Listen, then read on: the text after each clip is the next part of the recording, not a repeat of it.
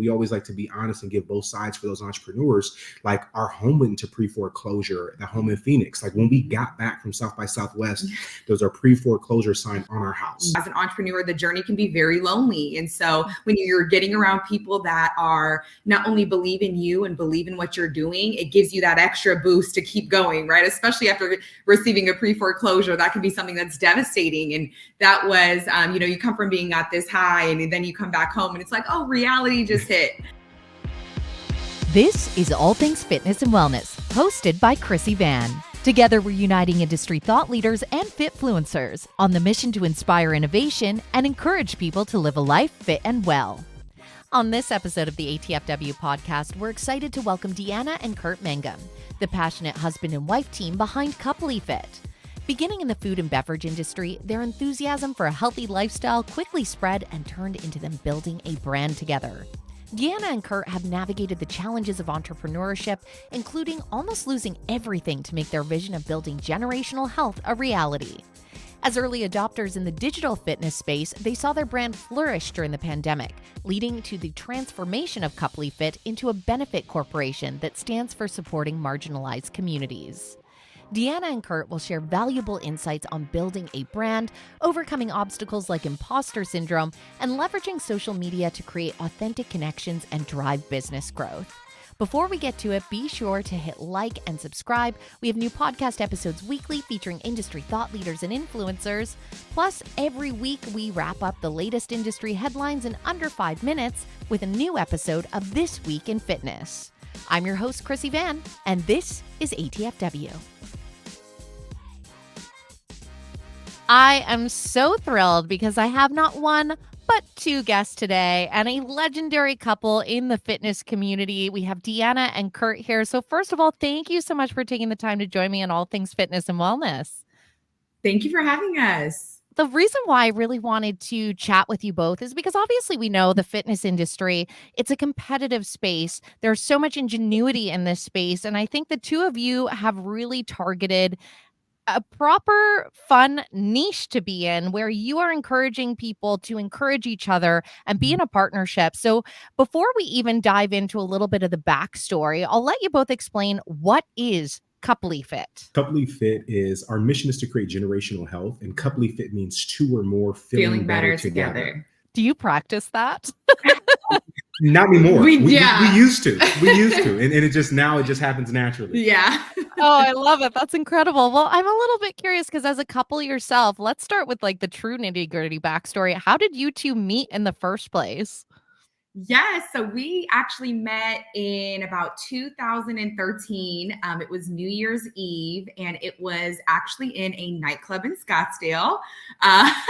Kurt was transitioning from playing at the University of Akron to then playing in the NFL. And then for me, I was just graduating from Arizona State University, and we literally just by chance met. And after a few months went by, we ended up, finally getting together. But every time we tell the story, people are always like, no, I believe now I can find love in the club. So yes, that was how it all started. And at the time, was the fitness industry a trajectory that both of you were looking at getting into, or how did that actually come into play? Yeah, so it was really, that's a great question. Yeah. We have like really fitness and sports backgrounds. DeAnna was a star volleyball player, and that was something that she was passionate about. Both her parents were collegiate athletes. My dad was a collegiate athlete as well. And so fitness and sports was something that we always did. And so we didn't know that like, oh, our career is going to be in health and wellness or in fitness, but it was just like something that we always were passionate about. Right. We were always doing like outdoor activities, active activities. And like our first date was at Dave & Buster's. So that should have been a sign like you may be doing something health and wellness together in the future. Incredible. At what point did you decide to actually go into a business and create this together? Where was the seed for CoupleyFit actually planted? So interesting enough, it came about very organically. And so, Kurt and I, when we first started dating, because we had, sports backgrounds and we were so used to, working out and eating healthy and drinking water and doing all of these things that when Kurt's family, they own a concept in the Phoenix Sky Harbor Airport. And so as we both were working in that airport, we then had employees start coming up to us and they were like, hey, DeAnna, we see that you prep Kurt's meals every day, and we see that he's drinking water, and he's, we see your guys' workouts on social media. Can you help us? So at first we were like, okay, I mean, yeah, we'll just help you. We'll do like a custom meal plan and a couple of things like that. But then we noticed that more and more employees were starting to come and ask us to create the custom meal plans for them. And it turned into this amazing, it was almost, we always say SWAN, it started in the airport. And so we just amazing transformations. And that's what SWAN means, is transformation. And so as we started doing that, we started noticing like our first client, she ended up losing 80 pounds. And wow. So from there, we started, then another employee lost 40 pounds and then another employee lost 30. But really what we saw was that at this time, a lot of the women were single moms. And so they were taking care of their children. But now it becomes about, hey, how are we able to show and be the example for our kids? And so that first client that we were talking about, she ended up hiking Camelback Mountain. Then her sons would come. Now they're working out at parks, and they're drinking more water. And then they started asking their mom, hey, can we go for a walk? Hey, can we go to the park? Hey, you're drinking soda, we should be drinking water. So then we started seeing the kids started holding the parents accountable. And so we were like, you know what? We're on to something here. We've seen some extraordinary transformations, and we want to be able to see how many people that we can just affect with this amazing SWAN concept that we have. It's so incredible when you think about those lifestyle shifts. And sometimes, and you could probably relate to this, when you're the person that's putting them in action, other people tend to have one of two reactions. One, sometimes they may say, oh, you made your meal, and it's a little bit derogatory toward it. And it's because it can feel a little bit threatening. It's a bit of a mirror sometimes for the actionable change that perhaps somebody isn't taking for themselves. On the flip side, and what's so rewarding when it happens, is that it becomes infectious in this super positive way where they're like, you seem really happy and positive and moving around. I want some of that. How can I have some? So I think that's so great that it did unfold so organically. For those that are hearing the SWAN approach, because I know this is part of your technique, what exactly is that? What does it stand for? Yes, SWAN stands, so it's an acronym. It's our ethos. It stands for sleep, water, activity, and nutrition, which makes up SWAN. And so we've trademarked the philosophy and that ethos, and it's literally just getting a little bit of more sleep, water, activity, nutrition, and it guarantees that you'll feel better. And there's no boundaries to it. Obviously, access to some of those things is something that we talk about and working through, but it's a lot easier to be able to get access to a little bit more sleep, water, activity, or nutrition compared to maybe fasting or, GLP-1s, things like that, that are more expensive or have really high risks or side effects that you can't do forever. And so we consistently found that our clients and people were looking for a lifestyle change that they can do and they can maintain and you can do together with your family. That's not a fad or something that, has negative effects. Yeah, it really is about building those strong foundations. And no matter what life throws at you, if you do have those in place, at the very least, it offers whatever semblance of stability we can have as humans as possible. It's so great to fall back on. And I really appreciate this philosophy of generational health because, as you know, and if you've seen anything that I put out there, a lot of what we talk about is the physical inactivity crisis. And sadly, it's something that impacts all generations. We have children that aren't moving nearly enough. When we look at active aging, obviously being an exciting sector of the industry, but there's a lot of older individuals that we talk about kind of that prepping for life where you want to be able to bend down and hang out with your grandkids. It's not this grandeur, I want to run a marathon when I'm 75. If you do, amazing, but that's not necessarily the goal that we're speaking to. So you all of a sudden realize you have this niche. Organically, people are coming to you. You realize you probably have a bit of a business here, but as we talked about at the beginning here, the space can feel quite saturated. So how did you decide to take this organic momentum and leverage it into an actual business? It's a great question. One of the things that happened, again, really organically, being in the business and operations and leadership at that concept, and it was a food and beverage concept, a restaurant, like a coffee shop, cafe.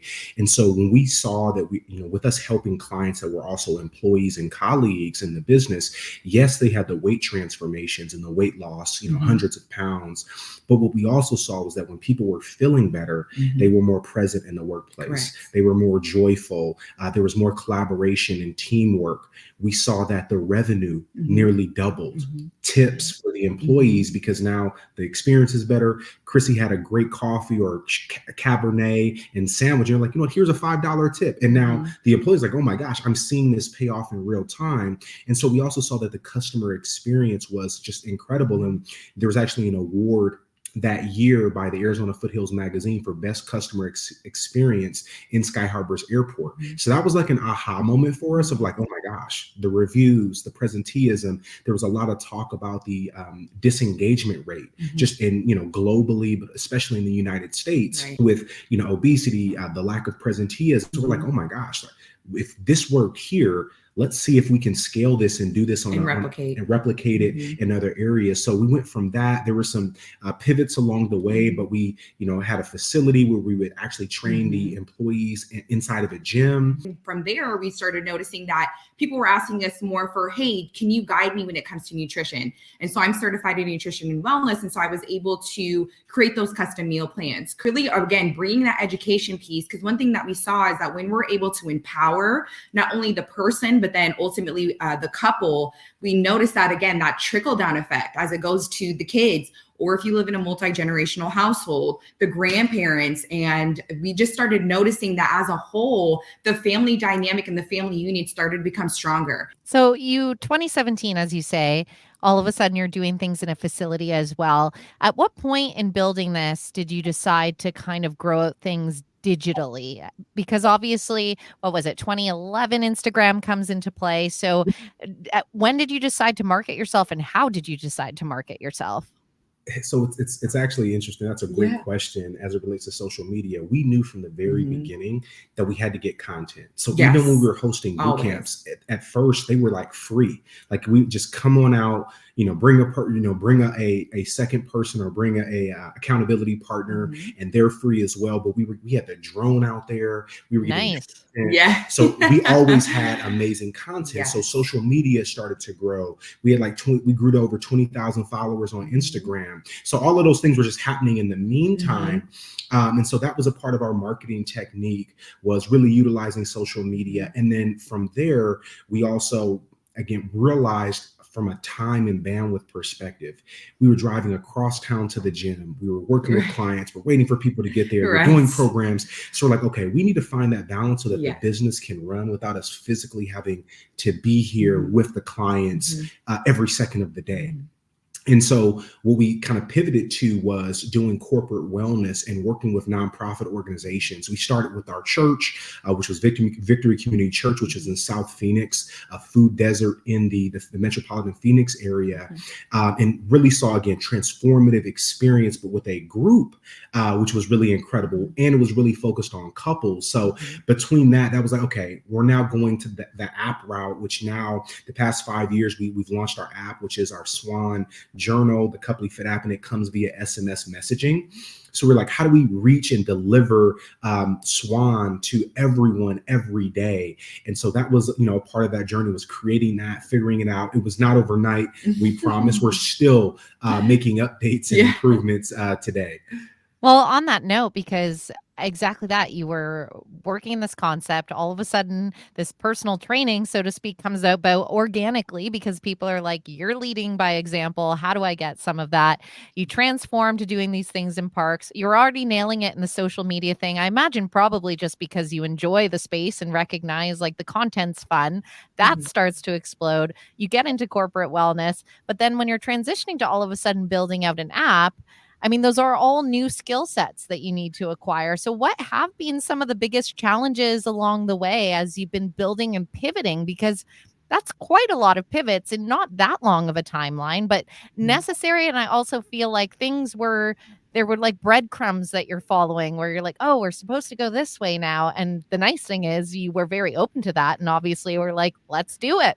The biggest thing that we noticed too was we're having these incredible opportunities, but as a startup, as entrepreneurs that are doing it without like private equity funding or backing financially, like the financial burden of being two entrepreneurs, like things had to wait. We didn't like start a family and have kids right away when we got married because like our business was our baby, still is in that sense. So like sacrifices like that were really big. And then also we had 2 funding rounds. Really, we'll call it 3 funding rounds. Some initial funding, just again, all of it was friends and family, people in our network. We did a round of crowdfunding in 2018, 2019, because we were selected after our work with the nonprofit by South by Southwest as one of the top 30 startups in the world with SWAN, which was like super surreal, incredible. Yeah. But you have to pay to be able to like physically bring your booth and set up and meet with the investors and all of the people there in Austin, Texas. And so we weren't going to go because we didn't have the funds. So we did a round of funding to do that, but we had the adversity that was very real where, certain contracts maybe didn't go your way or they took longer than expected. We didn't know it would be like a 6 to 7 month sales cycle at times in corporate wellness. And so, just to be candid, and we always like to be honest and give both sides for those entrepreneurs, like our home went into pre-foreclosure, the home in Phoenix. Like when we got back from South by Southwest, there was a pre-foreclosure sign on our house. Wow. Yes. Obviously super scary. How scary is that? And especially like you're both in this together, which is like, yay, we're in this together. But also that must be so hard to navigate when 2 people under the same weight of stress. And it really stressful. Yes. Just in those moments. Yes, absolutely. But it was also one of those things where for us, we are very faith-based, and that's also what we build CoupleyFit around. And so for us, we knew that this was our divine destiny. So we just knew that, again, it's that adversity, right? Those hills, but this is reality. And it's the reality of being an entrepreneur, but also being a husband and wife team. And now you're both invested into the same thing. There was that realization too, when we were about 25, 26. And so you're learning as you go. And so you're able to get around some amazing people that are willing to help you and want to help you and want to see you be successful, and leaning into that a little bit more of, just people that want to see you win. And that's something that, as an entrepreneur, the journey can be very lonely. And so when you're getting around people that are not only believe in you and believe in what you're doing, it gives you that extra boost to keep going, right? Especially after receiving a pre-foreclosure, that can be something that's devastating. And that was, you come from being at this high and then you come back home and it's like, oh, reality just hit. It's been an amazing journey though, just to be able to get through the adversity and also be able to get through it together. Really is those moments that test us, that have so much opportunity. It's hard to pivot the mind sometimes and be like, this is a gift. And you're like, I don't know if the sign on my lawn really feels like much of a gift right now. But if you're able to, have that mindset through it, and obviously you had a supportive community around you as well to be like, just keep going forward.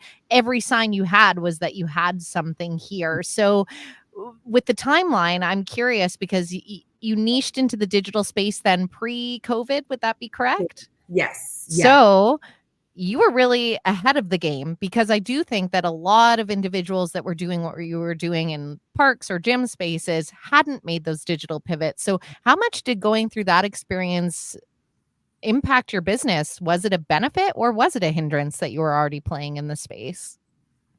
It was a major benefit for sure. Yeah. Just being able to be digital, the fact that we were already using social media. Yes. I think one of the first things that you'll hear, business coaches or consultants say is like, are you sharing on social media? Mm-hmm.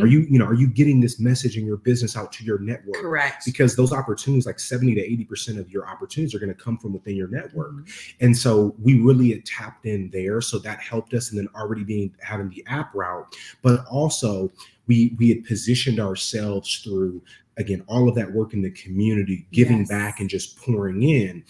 We'd had opportunities where we've been on, local media, news. We 2020, when the pandemic hit, we were actually on the cover of Scottsdale Health Magazine with like a 4-page spread. So now we're coming out as subject matter experts and speakers. And that was another revenue stream for us as well, where it's like we really needed it. So there was that balance of digital, being able to be ahead of the game, utilizing virtual settings with meetings and collaborations with brands, those all made a really big difference in us being able to be ahead of the game. And on that note of just getting the recognition in media, talk to me a little bit about some of the recognitions and accolades you have experienced. We have been fortunate enough. We had an amazing PR mentor. Her name is Nicole Maiden. She has helped us tremendously to be able to realize that we are worthy of PR. And so when we went through one of her workshops, and from her teachings, we were able to pitch ourselves. And so we've been featured on local news stations here. We've had, running segments, Motivational Monday on Channel 3 out here in Arizona. And then we've also just been, you've already mentioned the cover of Scottsdale Health Magazine, which that was our first ever huge kind of PR. And it was during COVID. So we felt like we could be that kind of inspiration during that time. People have seen our hard work, especially on social media, and then you're finally kind of getting that recognition. And so for us, it felt really good. But then our community, they were really happy for us as well. What were the biggest lessons from that PR workshop that you did that still hold true today? I think the first There's one. so many. I think the first one is you are worthy. You are worthy. I think there's this idea, whether it's imposter syndrome or it's the idea that the space is too crowded, but your story, you have to own it, and it is what makes you unique. And leaning in, in your niche, not feeling like I've got to, even for us, we were being distracted at times, we've got to help everybody, everyone's no, we really need to focus on couples and then married couples and really focusing in on that niche. And that was one of the really big ones. Also, tips about how to provide value, how to reach out to a news station or to a media publication with ideas, right? Listing your unique perspective. These are the top 3 ideas. And then just other things about what colors to wear, how to present yourself. Those were so big too. And the other thing I didn't want to forget, we've had some other really amazing accolades. I want to give DeAnna a shout out. So she was the Pink Diamond Award winner last year, which was another really big, just award for all of her work in the community and uplifting. And we were both Phoenix Titan 100s, Titan of Industry this year. So it's been just good to have those things as well. Especially I do love stories that are so grassroots. Obviously you had the foundations and you had the knowledge, but really you just got this nudge in the direction and decided to grab it together. Obviously the generational health and the generational wellness is such a pillar of what you're trying to instill in your communities and through everyone that you reach. When you see the statistics, how do you actually feel when we talk about the fact that unfortunately the obesity rates continue to climb and physical inactivity is not just a problem in the United States. We have it here in Canada, and it's a global health crisis. We are also on one end, we're looking at it as this is a health crisis, and we need to continue to stay steadfast in what we're doing with CoupleyFit, because we truly believe that we are one of the solutions for that. But then we also feel that it almost empowers us to continue to keep going and making sure that we are reaching as many people as possible. And so that's why we also, about 5 years ago, we had a kind of an epiphany to see, hey, how can we not only reach more people, but reach more people of color? Because for both Kurt and myself, we have family members that have, high blood pressure, diabetes, and just curable diseases that we just have seen them suffer over years. They're losing limbs and they are extremely unhealthy. And it was one of those things where we are continuously looking at ways that we can be the change. We always say that we want to continuously to be the change. And so on one end, although we look at it and you can get it can be discouraging a little bit when you first look at the stats, but then, we kind of get that motivation of, okay, this is why we keep going with CoupleyFit. This is why we start with couples. We start with parents. This is where the root is going to be. And then that root is going to continue on to children, and it's going to be a generational pattern. And so as we just continue to stay in that mindset, it encourages us, it empowers us to keep going. And especially for people of color, like we mentioned before, that is originally why we started CoupleyFit. Besides kind of organically, we just, I in 2010, I was diagnosed being having a gluten intolerance. And so that was kind of my health struggle there, trying to figure that out. And in college, you don't really have too much money. And so you're, I remember in Trader Joe's, it was just one shelf of gluten-free things. And it's like, it costs so much money too at the time. So much money. And so there was that of health accessibility and being able to have access to foods that are going to actually be healthy for you and aren't going to cost so much. And so we transformed that into a strategic partnership with Walmart 5 years ago that really was able to allow us to tap into racial equity and health equity and really focus on that and be subject matter experts and be speakers and be able to have that voice for people of color in the spaces that we really need them in order to continue to evolve and grow in mindsets and lifestyle changes, and realizing that, again, we're not in this alone, because we can always feel like whether you're an entrepreneur or whether you're starting your health journey, I'm by myself. And we just want to continuously encourage that you can have somebody, please have a partner. We always say 2 can do it. And that's part of our philosophy as well. And I do feel like with social media, we are noticing that we're actually the most connected, but we're also literally the loneliest we have ever been as well. Yes. So we want to make sure that we're bringing that connection back. You highlight something so important because obviously, I have a lot of execs on the podcast of varying size of organizations, and some of them very, very large. And almost every corporate structure has diversity and inclusion as part of their mandates. And a lot of times you encounter that it's, chapter 5 in a manual, and staff is to read chapter 5 in a manual, and you get your little notch that you did your training, and not much really filters down from the top down. So kind of just to what you speak there too about partnerships, how important is it for companies to actually thoughtfully and authentically engage with their communities? Mm-hmm. It's pivotal. And I think we're seeing it now more than ever. It's really critical. And to give an example of this, in 2020, with the murder of George Floyd and everything that was happening here in the United States, we saw more companies reach out to figure out how we want to hear from subject matter experts. We want to hear from leaders in the community. We want to talk with CoupleyFit, other people, to figure out what can we do to create actionable change. And for some brands, it's been, how do we create long lasting change? Yes. Yeah, that's a big one. Yes. And it can be dollars, right? But also let's also show with your time, with resources, with commitment, and not just saying diversity, equity, and inclusion, but actually living it. Yes. Being allies. We recently did just an example, but a brand partnership with Forbes, and we were a part of the Forbes BOK, a global community for Black executives, leaders, and creators. And we did a community day in Atlanta at the largest incubator for Black businesses just recently. But the chief impact officer of Forbes is talking about the allyship and being able to create community and bridges within other ecosystems, both in the US and also globally. And so I think the more that you can use, a lot of times it's underutilized, but utilizing the LinkedIn, where it's a professional platform to be able to engage and share what you're doing, because it's so important, because you can be exactly what a brand is looking for, or the voice that they're like, hey, we want to hear from you or hear about how you're doing impactful work. And this is also why CoupleyFit, we became a benefit corporation, because we want to use our business as a force for good and create such an impact in the community and align with the brands that want to do that as well.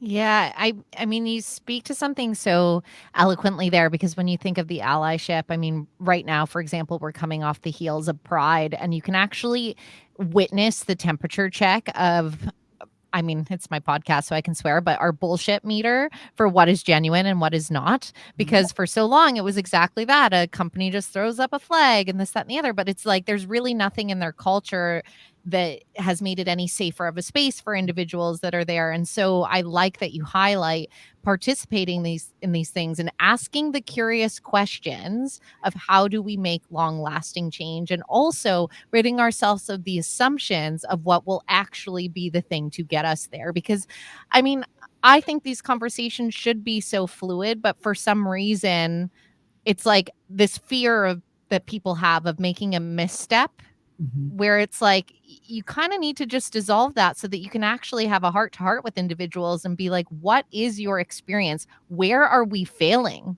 as a community and as a society, and just get raw and honest about that. And especially now, we know the times are so exceptionally polarized.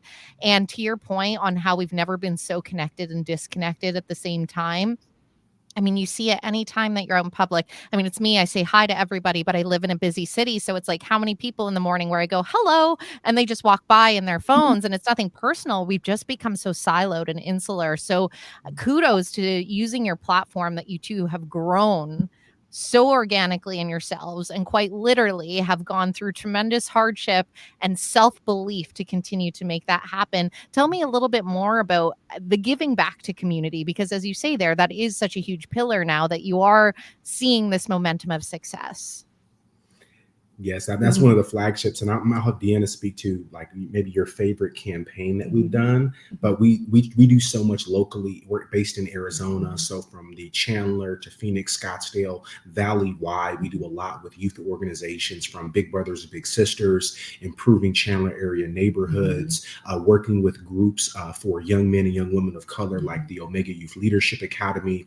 But then also on a more national scale, being able to have more of that amplification of impact by working with brands like Walmart and the National Urban League, which I know that was one of my favorite campaigns that we did as well with the families during the holidays. Yes, and that was about three years ago, where Walmart reached out to me and they said, hey, we want to do something called Fit Between Feasts, where we are going to be going into underserved communities, typically communities of color, and we want to be able to give them a recipe that's going to help them in between the holidays to stay fit.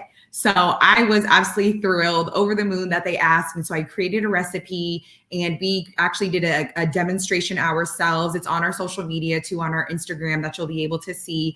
And that went out, the recipe as well as the video went out to over 60 underserved families, which was over 500 people that we were able to feed during the holidays. But it was in partnership with the National Urban League Young Professionals.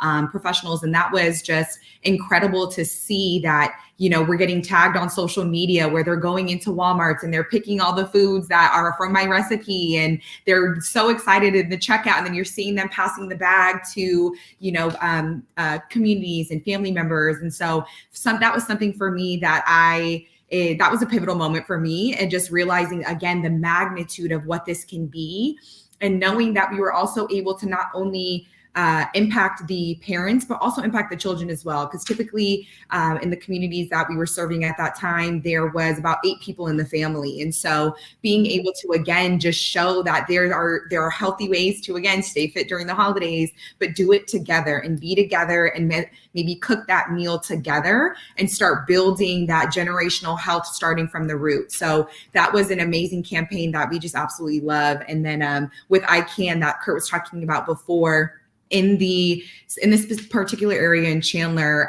8 out of 10 kids are in extreme poverty, and there are, you know, over 50% of the kids that are at ICANN are actually going to be either, you know, using substance, or they're going to be in some sort of like gang activity before the age of 13. And so Kurt and I, we've done 2 things there. So we were able to go in and do an employee wellness program where we implemented SWAN. And so again, kind of starting from that root, right, with the teachers who are back to the kids. And then we came back for multiple years for their ICANN Health and Wellness Fair, where we were out there doing boot camps for the kids. And then all of a sudden, again, right, it's that lead by example. So the kids are coming out, they're starting to do push-ups, and they're doing the obstacle course. And then all of a sudden, parents are jumping in, they're doing it with their kids, and the smiles that we were seeing and that connection, like you literally saw it before your eyes, of just being able to do something together as a family that really is just coming back to connection, but it is a healthy connection that we're building. One of the things that I notice about people that work in this industry, for the most part, there's been somewhere this root or foundation for yourselves as to why fitness, wellness has been a priority. And as you say, SWAN, it's a 4-letter word. They're they're basic things, but so many of us have lost touch with them. Or to your point, like for some children, depending on how they grew up, those foundations were never built alongside them. And so I think it's so incredible that the two of you are still so rooted to the purpose of what got you into this in the first place, when you're realizing the impact that you had on just your fellow colleagues in that first thing, and the joy they were experiencing as they were reaching those goals. And the journey, as you mentioned, has not always been a smooth ride, some very real life obstacles along the way, but you persevered. And I know that no one ever does it alone. So as we start to round out the conversation here, I'm curious from each of you, what have been the most impactful words or advice that you've received from a mentor along the way? I think one of the most impactful that comes to my mind is following your passion and following your purpose, and making sure that you also either find the right team or build the right team. Because if you don't enjoy who you work with, everything is going to seem harder or more difficult or not as enjoyable. And so I think that's been the key, coming from an industry that we were in food and beverage, and we were not in fitness, and like getting into just pivoting and being in fitness was so much more enjoyable on an everyday, because, we don't always want to get up and have to go to work and put in the time. But if you're doing something that you love, it does make it easier. Absolutely. How about yourself, DeAnna? Yes, I would say that when it comes to a leadership style, coming from a place of servant leadership and being able to connect with employees or connect with your community on a very genuine, authentic level, where they can feel that you want them to succeed. They can feel that you want them to be their best selves. And coming from a place of compassion, empathy, and authenticity, and sometimes it was letting people know, hey, I'm having a bad day today.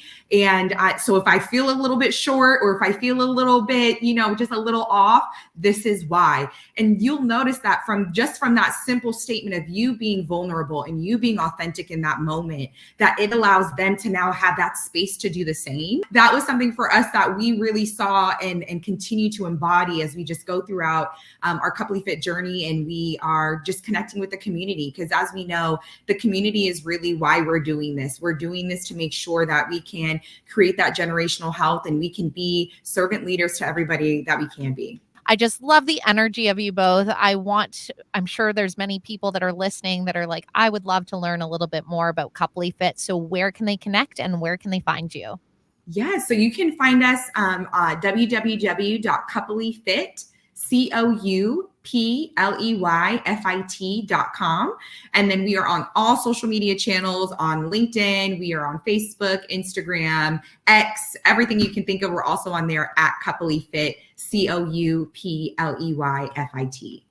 Well, DeAnna and Kurt, huge congratulations to having such a tale of perseverance. And thank you for all that you do to motivate more people to get moving and really finding that spark and enjoyment in it. Because at the end of the day, I think that's the goal for us all. And the benefits that come from it are such a trickle down for not just the individual, but what they're putting out into the world. So thank you so much for your time today.